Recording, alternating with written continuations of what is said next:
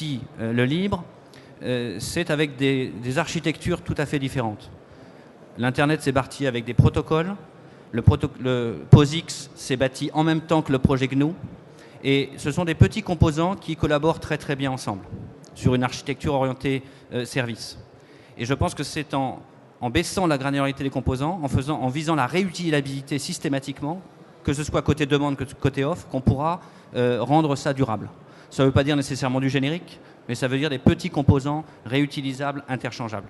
Et on n'en est pas encore là. Alors, où on en est sur la mutualisation, on observe que de plus en plus de clients, alors d'abord publics, comprennent la nécessité d'adresser ensemble le marché. Alors, au départ, on a commencé sur des petits exemples. On se souvient d'Open Cimetière, donc la killer application. Mais aujourd'hui, on est sur des applications beaucoup plus grosses. Par exemple, on est sur l'archivage à valeur probante avec les Archives de France pour essayer de faire le logiciel qui va archiver. Après, à charge pour les entreprises de se faire concurrence pour rendre du service avec ce logiciel. On observe le même mouvement à la fois partout dans le monde sur le secteur public, partout en Europe et partout dans le monde. Et on commence à voir du côté des très petites entreprises, via des filières, des tentatives d'essayer de se fédérer pour essayer de développer elles-mêmes, comme une sorte de club utilisateur intelligent qui reprendrait la main, de développer elles-mêmes les applications dont elles ont besoin, ou du moins de piloter les roadmaps. Et puis on commence à observer plus discrètement des filières de très grosses entreprises. Je pense par exemple au monde de la banque et au monde de l'assurance, au monde de la très grande distribution. Ils sont en train de le faire. Ils ne veulent pas que ça se sache, parce qu'ils veulent que ça réussisse. Et donc ils ne sont pas du tout dans la communication. Mais il y a une sorte de lame de fond, de tsunami. Les entreprises qui sont les prestataires de ces grands comptes le savent, mais personne ne le dit. Et je crois que ce mouvement de mutualisation rencontre également un deuxième mouvement de mutualisation, mais ça mes collègues pourront en parler davantage, entre les entreprises qui comprennent qu'elles ont tout intérêt à travailler ensemble plutôt que de se faire la guerre sur le libre. Pardonnez-moi, mais sur cette question, la question que je me pose, c'est qu'à un moment donné, par exemple dans la banque, tout le monde prenait tel produit parce que l'un l'avait pris et tous les autres voulaient l'avoir, mais ce n'était pas de la coopération. C'était simplement je ne veux pas être en retard technologiquement sur mon concurrent. Donc est-ce qu'on n'est pas un petit peu dans cette logique-là quand vous parlez dans ce secteur précis, hein? Monsieur Elie. Je crois que ce n'est pas du tout la question. C'est-à-dire qu'on n'est pas en train d'essayer de s'imiter mutuellement, mais de reprendre la question au départ, de réfléchir à nos propres besoins et d'y répondre ensemble. On parle beaucoup de mutualisation. Oui. Souvent, on pense économie. Si on regarde ce que c'est que la mutualisation, dans les années 30, lorsque les mouvements mutualistes ont explosé, c'était principalement un problème d'assurance. Les mutuelles, ce ne sont pas des compagnies bancaires, ce sont des compagnies d'assurance. C'est comment se garantir mutuellement contre un danger. Et le danger, c'est la dépendance. Et donc, c'est pour que les clients ne soient pas captifs qu'ils se mettent ensemble. Même chose pour les prestataires. Ils savent très bien qu'ils ont aussi des risques de dépendance vis-à-vis d'assurance de troisième niveau qui n'est pas rendue, etc. Et donc, nous avons ensemble à nous rendre indépendants. Pour revenir à la question là, dont parlait François, en fait, moi, ce qui me soucie, toujours pour revenir sur le plan économique, ce qui me soucie et ce qui peut être inquiétant sur l'année écoulée, c'est effectivement, en temps de crise, longtemps le sponsoring comme industriel auprès du libre a été fort. On va dire que les grands contributeurs, ça a été comme les grands industriels, IBM, Sun et beaucoup, qui eux aussi, d'une certaine manière, s'adaptent par rapport à la crise. Et moi, la question que je me posais, c'est de savoir comment le libre, pour continuer à fabriquer ces composants robustes, généralisables, cette industrie qui est sous-jacente à plein d'industries d'innovation, qui finalement, en finale, pourra continuer à financer si on le constate, et on le constate, le rachat de MySQL par Sun, puis par Oracle, n'est pas un rachat neutre et pas un élément positif pour notre filière, mais qui va continuer à contribuer. Et ça m'amène à la deuxième question, la relation effectivement entre le secteur industriel et les communautés.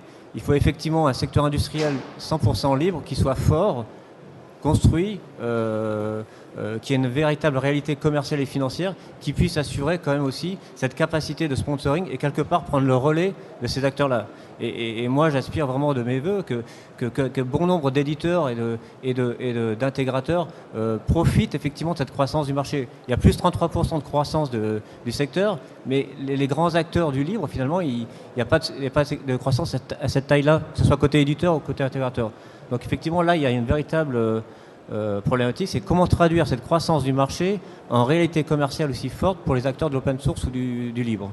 Parce que c'est pas uniquement pour faire du profit par rapport au libre, mais c'est effectivement pour assurer la pérennité du modèle. Il faut d'autres sponsors, il faut d'autres relais qui vont contribuer auprès des communautés et des fondations. Donc ça, c'est un point qui me paraît important. Je veux rebondir tout de suite sur ça. Le gros problème des sociétés, c'est que quand ils ont des ressources humaines qu'ils investissent dans des projets libres, c'est des budgets ingénierie qui sont tapés dedans et R&D.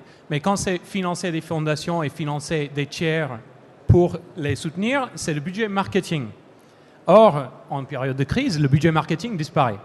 Tout de suite, on le voit, je ne devrais peut-être pas le dire à haute voix, mais on le voit cette semaine. Un petit peu. Donc, c'est jusqu'alors que les sociétés se rendent compte que contribuer de l'argent à des fondations pour que ce soit mutualisé dans des volontaires ou d'autres, que ça, c'est un investissement R&D et pas un investissement marketing. Jusqu'à ce que ce message passe, on aura ce problème.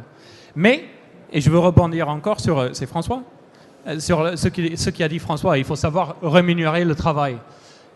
Mais c'est extrêmement dangereux de considérer qu'il n'y a que de l'argent pour rémunérer le travail. Et je pense que même le plus important, c'est de fournir un environnement de travail où la collaboration peut se passer. Or, encore une fois, j'ai dit tout à l'heure, on a du mal en tant que société de contribuer dans le projet libre. On ne sait pas quelle est la porte d'entrée. On a plus l'habitude de faire des réunions autour de la table plutôt que faire le pas et travailler en verrière, en quelque sorte, travailler dans l'ouverture. Et donc, là, c'est l'impasse que je répète, c'est l'impasse où je pense qu'on va avoir beaucoup de mal à passer.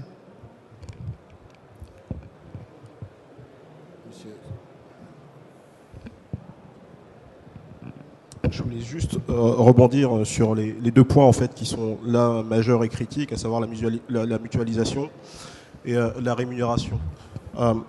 Je voudrais dire quand même que dans cette industrie du logiciel libre, en tout cas en France, on est parfois concurrents sur certains comptes, mais on arrive quand même à travailler ensemble et à travailler relativement bien avec Philippe, mon voisin, qui a une activité formation, et Inagora, où je dirige l'activité formation. On arrive quand même résolument à mutualiser nos salles, mutualiser nos cours, mutualiser parfois nos consultants formateurs, simplement en se calant sur le même calendrier, en se calant sur le même programme. Tout ça pour effectivement le bénéfice du marché, donc le bénéfice du client. Sur l'aspect rémunération, il ne s'agit pas forcément d'espèces sonnantes et trébuchantes. On a historiquement en fait, un certain nombre de sociétés qui allouent du temps homme aux salariés pour qu'ils puissent justement contribuer. Et c'est un élément qui n'est pas forcément énormément, sur lequel les entreprises ne communiquent pas forcément, mais qui existe. Et j'aimerais bien que cet aspect-là ne soit pas oublié, parce que ça a un sens profond.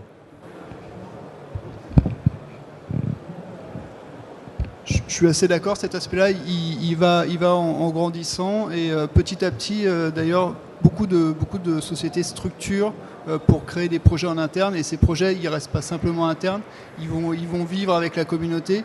C'est quelque chose qu'on ne voyait pas énormément il y a encore quelques années, mais nous, en tout cas, ce qu'on observe aujourd'hui, c'est que depuis 2-3 ans, il y a de plus en plus d'initiatives et il y a de plus en plus de gens qui font démarrer ce type de projet. Donc déjà, ça, c'est encourageant. Et comme type de rémunération, on en parle, mais je pense que c'est la meilleure preuve qu'il y a un modèle qui existe et qui est en train de grandir et que certaines industries y adhèrent en tout cas. Donc déjà, ça c'est très très positif. Certaines industries, c'est-à-dire peut-être plus précisément, vous pensez à... Pardon ?